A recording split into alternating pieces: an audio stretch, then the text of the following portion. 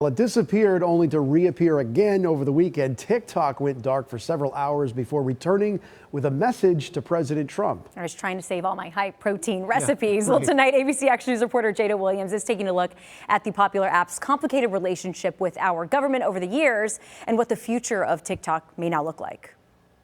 Hours before a ban on Chinese-owned app TikTok was set to kick in, its 170 million users opened the app to find this.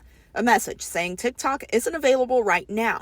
A second message told users President Trump had vowed to work on getting it back up and running.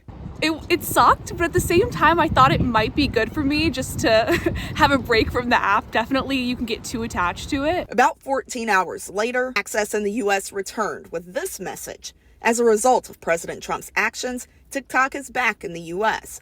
All of this happening the weekend before Trump officially took office. I can't say that I was disappointed when I went back on it and I saw that it magically reappeared. On Truth Social, President Trump spoke of his intent to sign an executive order his first day back in office to extend the time period before TikTok's ban goes into effect, saying he wants to pursue a joint venture where the U.S. owns 50% of the company.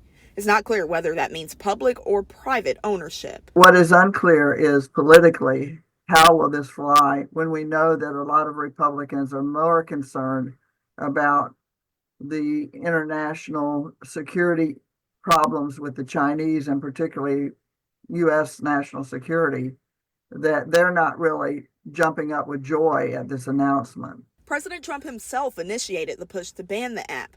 Back in 2019, he called for a federal investigation. He signed 2 executive orders in 2020 against the app.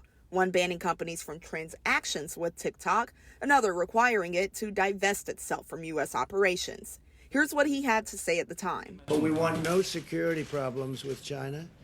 It's got to be an American company. It's got to be American security. It's got to be owned here. We don't want to have any problems with security. Does it seem like that change is because of the results of the election? Without a doubt, the fact that TikTok was so instrumental in Trump reaching younger voters, and he looked at the numbers, 170 million plus users, and he has these technology gurus that are by his side all the time right now.